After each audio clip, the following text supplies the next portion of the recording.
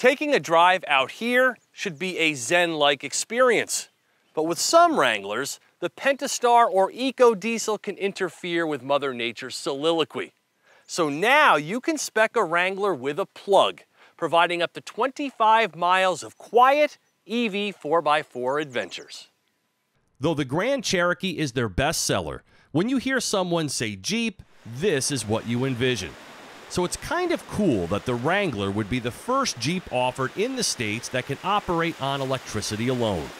The new 2021 4xe is exclusively available in the 4-door unlimited body style and comes in 3 trims, with this Sahara being the entry-level model with a starting MSRP of $51,300 including destination, but excluding the $7,500 federal income tax credit.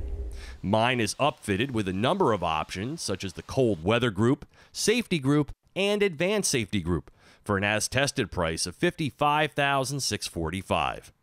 Looking sharp and firecracker red with the black Sunrider soft top, if it wasn't for the 4xe badge, some blue lettering, and the charge port, you wouldn't be able to tell this one apart from other Wranglers. That is until you're cruising through the neighborhood or the parking lot and spook others who aren't expecting a nearly silent Jeep driving by. There's still a 2-liter turbocharged engine under the hood, but it's joined by 2 electric motors. One that acts as a starter generator attached to the front of the engine for the start-stop feature and to feed electricity back to the battery pack, and a second that replaces the torque converter of the 8-speed transmission, ultimately enabling all-electric operation. Under the second row seat resides the 400-volt lithium-ion battery with a dedicated thermal management system for more consistent operation in cold and hot temps. When you plug in, there's a blue LED battery level monitor, so you can quickly check charge status.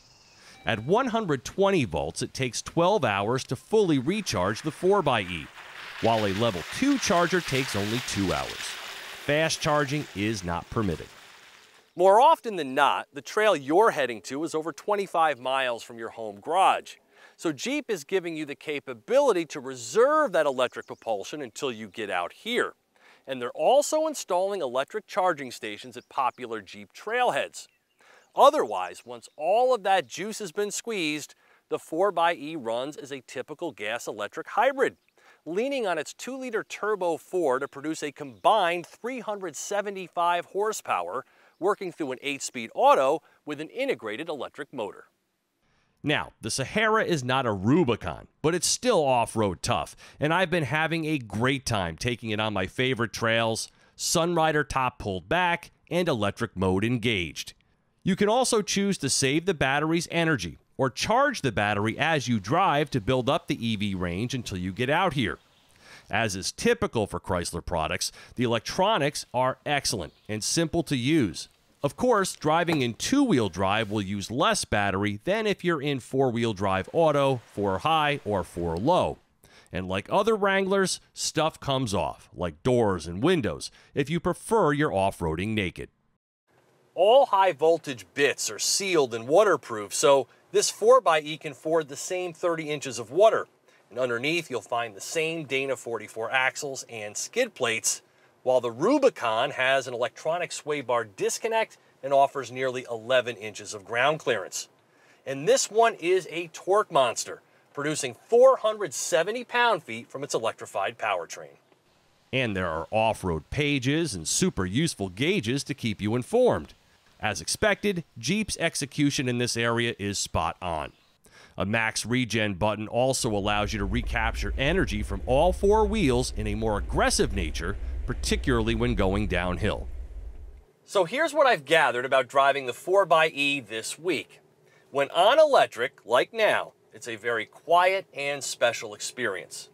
But like all plug-in hybrids, its appeal decreases once that 25 miles or so of EV driving is all gone. At that point, you're just driving another hybrid.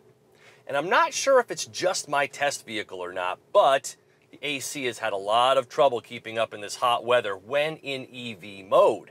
Kind of like when you're driving a mild hybrid and that start-stop system kicks in and it gets really musty in the cabin. That's been happening here. And also remember that during the cold winter months, your EV range may decrease by over 40%. That's just a fact of life with lithium-ion batteries right now. But all told, I really do like the 4xe. Now, would it be even better if it was all electric? Of course it would. But depending upon your usage and the availability you have to charging stations, this might be a mostly EV experience anyway. With plug-in hybrids, MPG results will vary greatly depending upon usage. The gas engine will kick in when the computer deems necessary, even if you have plenty of battery left, but that's not typical. So if you drive back and forth to work each day, and say your office has a charging station, you'll rarely use any gas. But for what it's worth, the EPA estimates the average user will save $350 per year in fuel costs when compared with a V6 Wrangler. Driving range of the 4xe does take a hit, reduced from 452 to 370 miles due to its smaller tank. And I used to think it was just the Rubicon models with their big off-road tires that wandered all over the road, but nope, even the Sahara has steering that needs constant little corrections, nicking its everyday drivability just a bit. It is very quick though, with that immediate power propelling it to 60 miles per hour in only 6 seconds. And hey, when it comes to cargo room and easily accessing it, the Wrangler falls flat compared to any other SUV on the market. So when you buy a Wrangler, you've got to be committed to some sacrifices. It's not designed with Cherokee or Compass level versatility.